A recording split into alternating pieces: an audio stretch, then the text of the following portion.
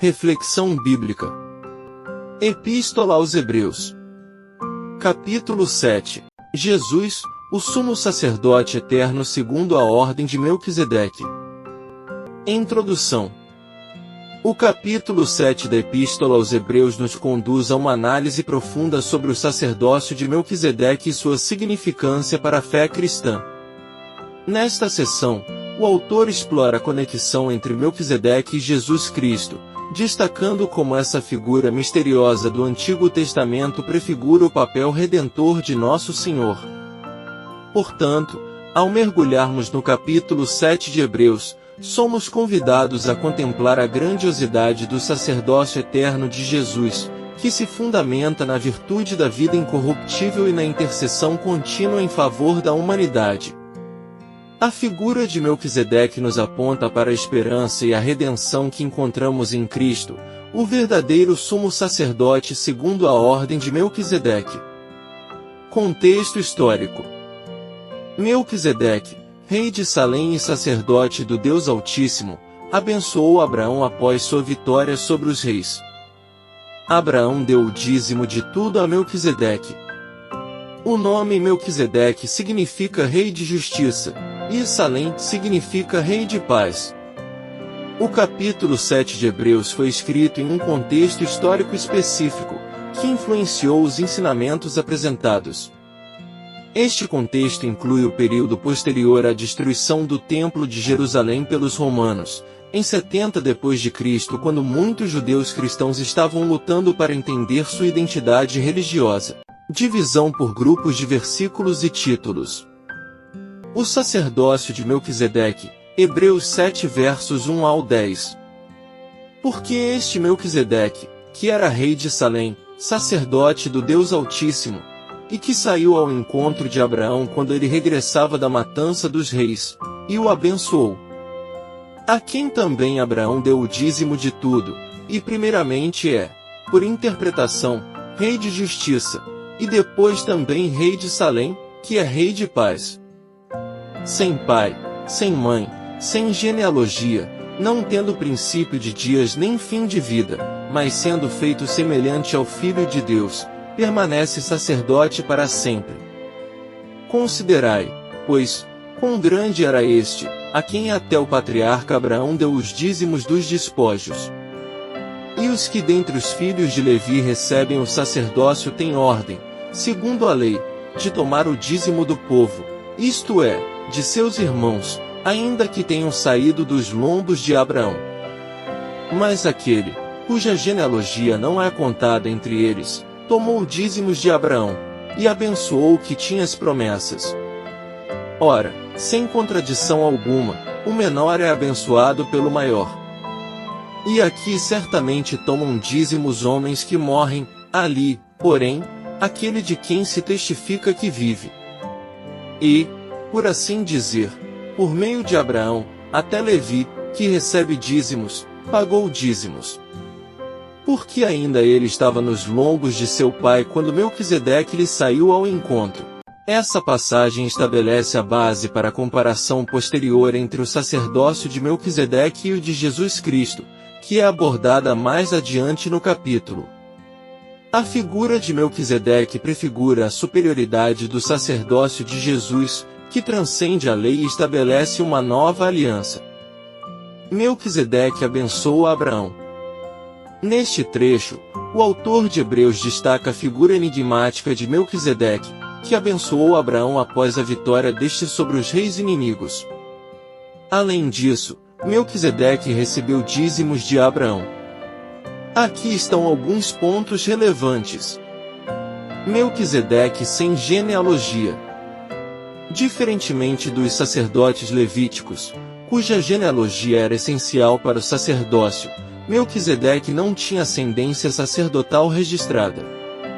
Isso torna uma figura singular e misteriosa. Abraão e a bênção de Melquisedeque. Após a vitória de Abraão na batalha, Melquisedeque o abençoou. Essa bênção é significativa, pois Melquisedeque é descrito como sacerdote do Deus Altíssimo. Dízimos oferecidos a Melquisedeque. Abraão deu o dízimo de tudo que havia tomado dos inimigos a Melquisedeque. Isso demonstra reconhecimento da autoridade e posição sacerdotal de Melquisedeque. Jesus, o sumo sacerdote eterno, Hebreus 7 versículos 11 ao 28. De sorte que, se a perfeição fosse pelo sacerdócio levítico, por que sob ele o povo recebeu a lei?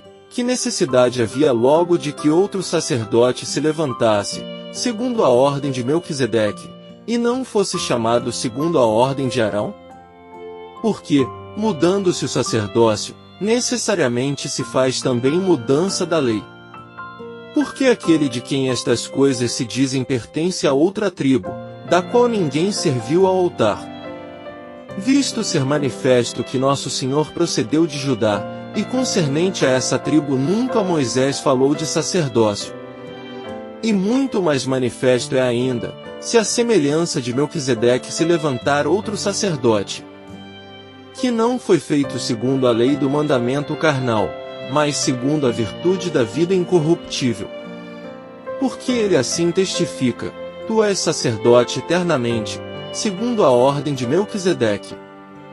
Porque o precedente mandamento é abrogado por causa da sua fraqueza e inutilidade.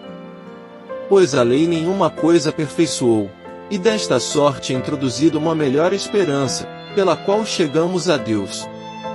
E visto como não é sem prestar juramento, porque certamente aqueles, sem juramento, foram feitos sacerdotes.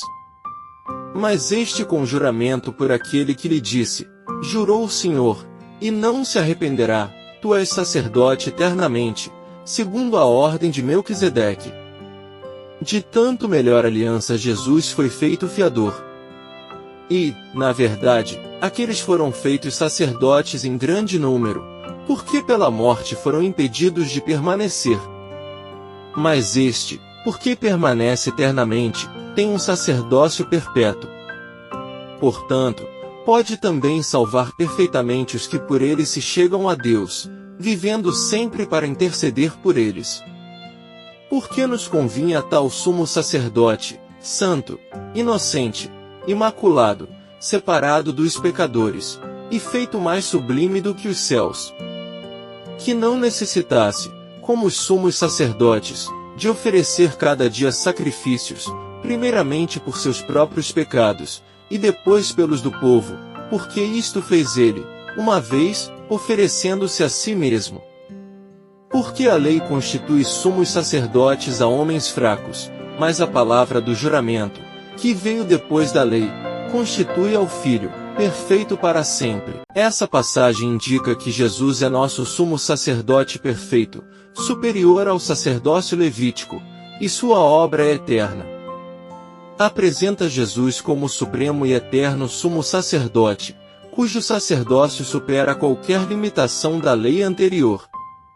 Ele é o mediador da nova aliança, oferecendo salvação e acesso direto a Deus. A superioridade do sacerdócio de Jesus. Nesta seção, o autor destaca a excelência do sacerdócio de Jesus em relação aos sacerdotes levíticos. Jesus segundo a ordem de Melquisedeque. O autor enfatiza que Jesus não é sacerdote segundo a linhagem de Arão, os sacerdotes levíticos, mas sim segundo a ordem de Melquisedeque. Essa mudança de sacerdócio é significativa, pois Melquisedeque é uma figura misteriosa e sem genealogia sacerdotal. A insuficiência da lei levítica. A lei mosaica, com seus rituais e sacrifícios, não trouxe perfeição nem a redenção completa. Jesus, como sumo sacerdote, oferece algo superior e eterno. Jesus como fiador da nova aliança. Aqui, o autor destaca o papel de Jesus como mediador e fiador da nova aliança. Sumo sacerdote eterno. Jesus transcende sacerdotes levíticos, pois seu sacerdócio é eterno e não está sujeito à mortalidade. Ele é o elo entre Deus e a humanidade. Intercessão por nós. Jesus intercede por nós junto a Deus. Sua obra na cruz proporciona reconciliação e perdão, tornando possível nossa comunhão com o Pai. Conclusão.